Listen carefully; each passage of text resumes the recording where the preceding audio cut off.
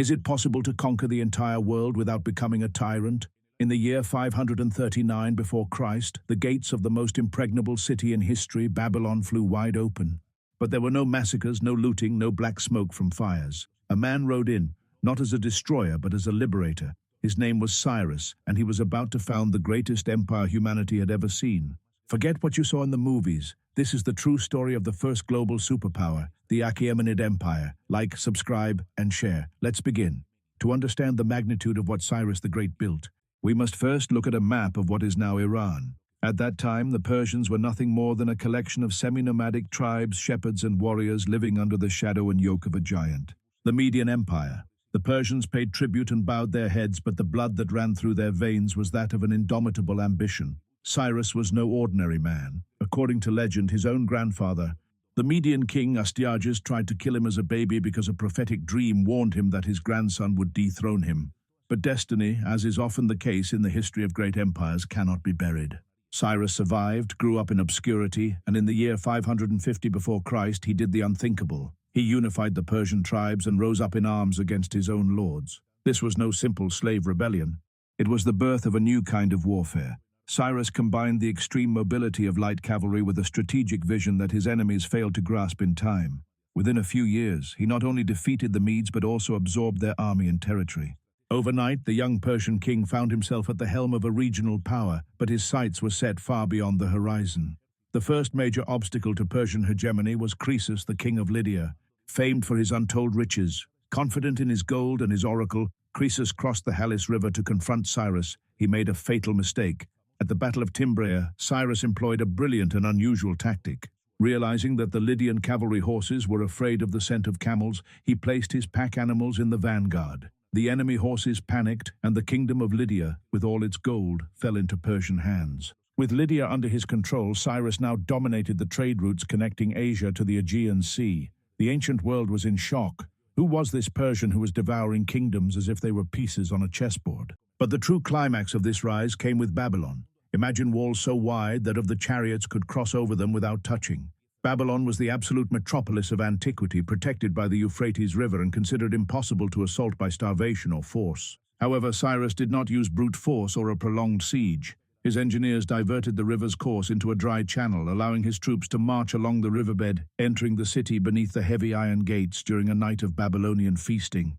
What happened next changed political ethics forever, and it is the reason why Cyrus is the only foreigner called Messiah in the biblical texts. Cyrus not only pardoned the citizens, but he also issued a decree inscribed on a clay cylinder, the famous Cyrus cylinder. In it, he declared freedom of worship and allowed displaced peoples, including enslaved Jews, to return to their lands and rebuild their temples. This act was not merely kindness, it was administrative genius. By respecting local customs, Cyrus eliminated the root of future rebellions. He had invented the concept of a tolerant empire, where subjects served not out of fear of the whip, but for the benefits of Persian peace. Cyrus the Great died in the year 530 before Christ, fighting on the wild frontiers against the nomadic Massageti tribes. It is said that Queen Tomiris beheaded him in an act of revenge, but his legacy was already indestructible. He had left behind a territory stretching from the Indus River to the shores of the Mediterranean. However, such a vast empire has an inherent problem: succession. Who can hold together a structure of that size when the original architect is gone? Cyrus's death left a power vacuum that his son, Cambyses, had to fill. Second, he would have to fill the coffers immediately. But while Cyrus was seen as a father and a sage, Cambyses would be remembered for something far darker, bloodier, and more erratic. His obsession wasn't peace, but the ultimate prize of the ancient world: Egypt. But what Cambyses would find in the sands of the Nile was not only glory, but a series of strange events that would bring the empire to the brink of total collapse. Upon Cyrus's death, the throne passed to his son Cambyses. Second, if Cyrus was the architect, Cambyses wanted to be the sledgehammer that finished off the rival powers. His gaze fell upon Egypt, the oldest and most prestigious civilization of the time. In the year 525 before Christ, Cambyses led a massive expedition across the Sinai Desert, but it wasn't just military strategy that brought him victory. Legend has it that he used psychology against the Egyptians. Knowing that his enemies worshipped cats as sacred deities, he ordered his soldiers to paint images of the goddess Bastet on their shields and, according to some accounts, placed real cats in the vanguard. The Egyptians, fearing to offend their gods, retreated in chaos. With the conquest of Egypt, Cambyses had achieved what no other Persian king had. uniting the Nile, Euphrates, and Indus valleys under a single crown.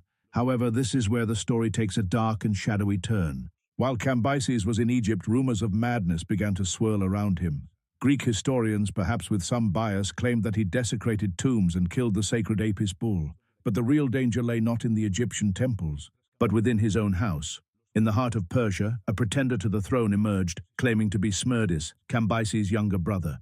The problem was that Cambyses had supposedly ordered his brother's assassination in secret years earlier to prevent rivalries. Who then was this man sitting on the throne?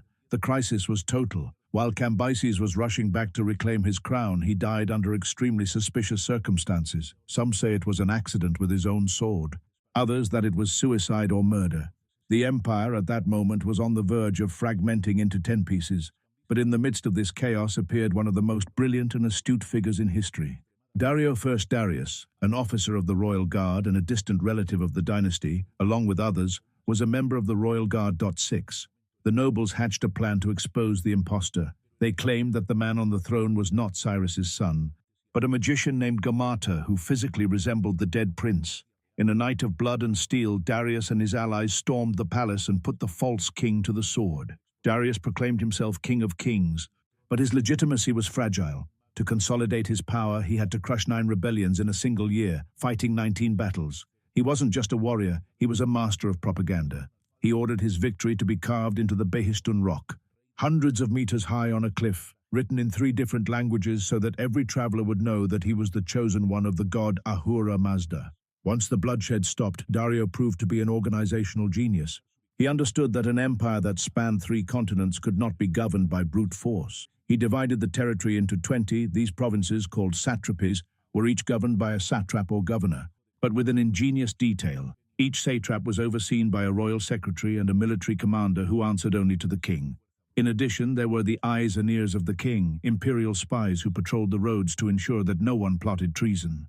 But his masterpiece was the Camino Real, a road more than 2,500 kilometers connecting the city of Susa with Sardis, near the Aegean Sea. With relay stations every 20 kilometers, royal messengers could cross the empire in just 7 days, a feat that previously took 3 months. Darius also standardized the currency, the pure gold daric, facilitating trade from India to Greece. Under his rule, the Persian Empire was not just an army. It was the first global economic and administrative network in history. However, Darius's ambition did not stop at the known borders. Looking west, his eyes fell upon small, noisy city-states that were beginning to cause trouble on the periphery of his domains. The Greeks. Darius did not know it, but by attempting to punish these cities for supporting a rebellion in Ionia, he was igniting a conflict that would define the course of Western civilization.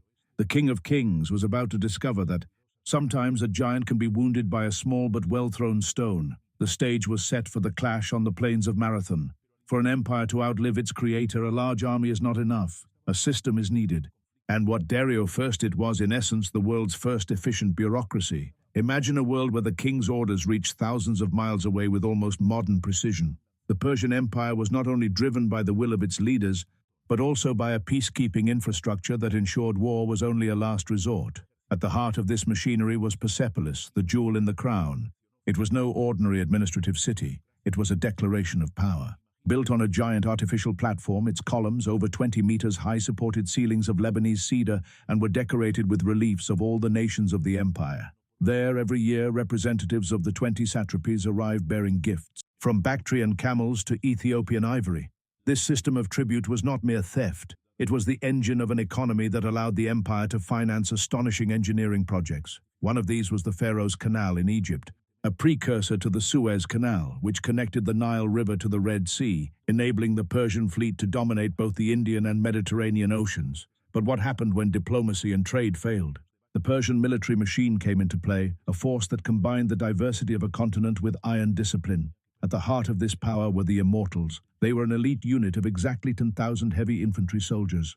They were called this because if one died, was wounded, or fell ill, he was immediately replaced by another warrior waiting in reserve. In this way, to the enemy, the unit's number always appeared to be 10,000 men. They never diminished, they never faltered, giving them a supernatural aura on the battlefield, like subscribe and share. The Immortals wore embroidered robes that concealed chainmail beneath the fabric, carried spears weighted with silver and gold, and reinforced wicker shields that were surprisingly light and resistant to enemy arrows. They were the personal guard of the King of Kings and the symbol of Persian invincibility. However, the imperial army was much more than just them. The Persians were the first to understand the power of combined warfare. They used horse archers from the steppes, chariots with scythes on their wheels to tear through enemy formations, and above all, a supply chain that allowed them to move hundreds of thousands of men across scorching deserts. Communication was the nervous system of this giant. The Camino Real, which we mentioned earlier, had 111 post stations. At each one there were always fresh men and horses ready to gallop off. Herodotus, the Greek historian, was so impressed by them that he wrote, "Neither snow, nor rain, nor heat, nor darkness of night can prevent these messengers from completing their assigned stages with the utmost speed." This phrase, thousands of years later, became the unofficial motto of the United States Postal Service.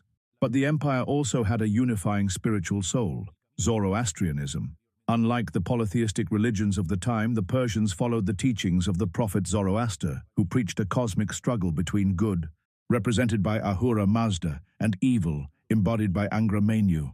This worldview gave the Persian kings a divine mission. They were the agents of order against chaos. This ethic influenced their justice system. Persian laws were famous for being strict yet fair. A judge who accepted a bribe was punished in ways that would seem brutal to us today, ensuring that the structure of the empire did not rot from within due to corruption. Despite all this organization, the empire began to face a challenge it could not resolve with laws or administration alone: the nationalism of the Greek city-states. On the periphery in the region of Ionia, the Greek cities under Persian rule rebelled, supported by Athens. For Darius, this was not merely a border disturbance, it was an act of treason against the divine order of the empire. It is said that Darius was so furious that he ordered a servant to whisper something in his ear. 3 times at each dinner, "Master, remember the Athenians." This obsession led to the first major Persian expedition against mainland Greece in the year 490 before Christ.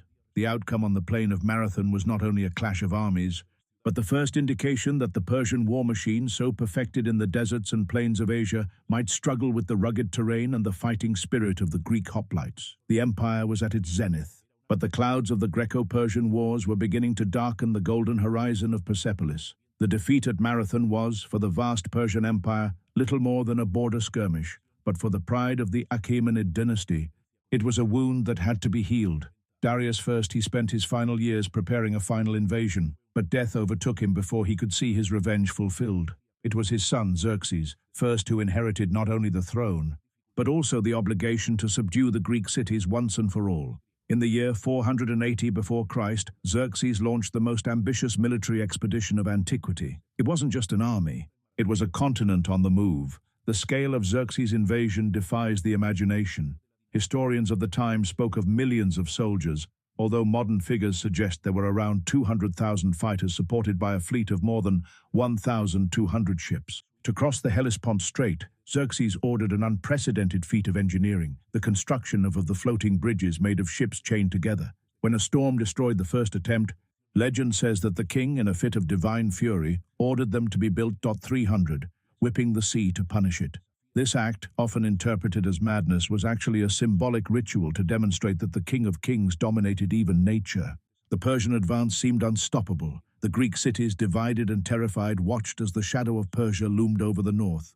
It was at the narrow pass of Thermopylae that the clash immortalized by popular culture took place. But historical reality is more complex than the myth of the 300 Spartans. While it is true that King Leonidas and his elite guard held their ground, they did so supported by several thousand Greek allies. The Persians, for their part, were not simply disorganized hordes, they were professionals who ran up against a wall of bronze shields. Xerxes, frustrated by the resistance, finally sent in his immortals.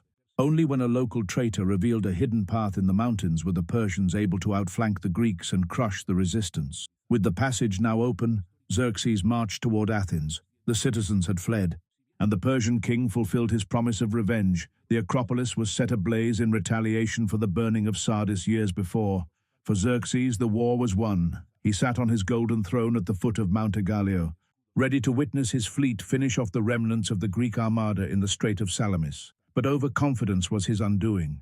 The narrowness of the bay negated the numerical advantage of the large Persian ships, allowing the agile Greek triremes to tear apart the imperial fleet before the king's astonished eyes. Salamis changed the course of history, but it did not destroy the empire. Xerxes retreated to Asia, leaving his general Mardonius in command of the occupying troops. A year later, In the 479 before Christ, the Battle of Plataea would put an end to Persian territorial ambitions in Europe. However, what many forget is that after these battles, Persia changed its strategy. If they couldn't conquer Greece with iron, they would do so with gold. During the following decades, the Persians became the great manipulators of Greek politics, funding Sparta against Athens or Athens against Sparta, ensuring that the city-states were always too busy fighting each other to ever again threaten the empire's borders. This period marked a critical transition. The empire ceased expanding by brute force and began to consolidate itself as a diplomatic and cultural power. But this apparent equilibrium concealed an internal threat more dangerous than the Greek phalanxes. Within the palaces of Susa and Persepolis, absolute power began to breed an atmosphere of suspicion and betrayal. Xerxes, the man who had defied the sea, met his end assassinated in his own bedroom by the captain of his guard and a powerful court eunuch. The death of Xerxes in the year 465 before Christ, a door opened that would never truly close again, the era of palace intrigue. The empire remained the richest and most powerful in the world, its borders stable and its administration running with clockwork precision. But the heart of the monarchy was beginning to beat erratically. The King of Kings no longer had to look only to the borders for enemies. Now he had to watch the shadows in his own halls, where poison and the dagger were becoming the new political tools of the Achaemenid dynasty. After the death of Xerxes I, the Persian Empire entered a fascinating but dangerous phase. It is often thought that the empire collapsed quickly after the Greco-Persian Wars, but the reality is that it survived for more than 150 additional years past. However, the battlefield changed. The vast plains were replaced by palace halls and the lush gardens of royal cities. Power was no longer won solely with the sword on the front lines, but also with poison, the influence of eunuchs, and complex alliances within the royal harem. Artaxerxes I, Artaxerxes, son of Xerxes, ascended the throne amidst a bloodbath, having to execute his own brothers to secure his position. It was under his reign that the Persian gold strategy was perfected. Artaxerxes understood that the Greeks were invincible when united, but extremely vulnerable to greed. Thus, the satraps of Asia Minor became masters of dark diplomacy, sending caravans laden with gold coins to bribe politicians in Athens and Sparta. This policy was so effective that during the Peloponnesian War, the Persians played both powers like pawns on a chessboard, ensuring that Greece bled itself dry while Persia regained control of the coastal cities without losing a single soldier. But while the empire dominated foreign policy, the core of the royal family was rotting. The harem, originally a private living space, became the center of power. Queens like Parysatis became the true architects of power, manipulating successions and using their children as pawns in deadly games. This instability reached its breaking point after Darius's death. Second, when a fratricidal civil war broke out between the new king, Artaxerxes II, and his younger brother Cyrus the Younger. In the year 401 before Christ, Cyrus the Younger attempted to usurp the throne by leading an army that included 10,000 Greek mercenaries, known to history thanks to the work of Xenophon. Although Cyrus died at the Battle of Cunaxa, the fact that a foreign army could march to the heart of the empire and then escape fighting revealed a systemic weakness. The empire was a giant with feet of clay if central command failed. Artaxerxes II, despite being the longest reigning king in Persian history, a total of 45 years, he spent much of his life suppressing rebellions of satraps who felt more powerful than the monarch himself. Administrative corruption began to erode the system of satrapies that Darius the Great had so meticulously designed. Provincial governors began to inherit their offices as if they were private property, ceasing to send full tributes to the royal treasury and creating their own personal armies. The system of the eyes and ears of the king became ineffective, as spies were often bribed by the very men they were meant to monitor. In this climate of distrust, a shadowy figure emerged who hastened the fall, the eunuch Bagoas. This man, who rose to the position of vizier, became the true power behind the throne. Within a few short years, Bagoas was responsible for the assassination of Artaxerxes III Cyrus the Great, the last great king capable of reuniting the empire by force, and his successor Arses were also affected. The empire plunged into an unprecedented crisis of legitimacy. The crown of Cyrus the Great was being coveted by conspirators who had no interest in the glory of Persia, but only in their own survival. Finally, in the year 336 before Christ, a distant relative of the royal family was placed on the throne by Bagoas, who thought he would be an easy puppet to control. His name was Darius. Third, the first thing Darius did was force Bagoas himself to drink the poison he had prepared for him, attempting to cleanse the court and restore order. But time was running out. While Darius was trying to reorganize a fragmented and demoralized empire, on the other side of the Aegean Sea, a young Macedonian king of barely 20 years earlier, He had just crossed the Hellespont. This young man hadn't come to bribe the Persians nor to demand tribute. He had come to destroy the established world order and claim for himself the title of King of Asia. The final encounter between two worlds was about to take place. Like, subscribe, and share. Until next time.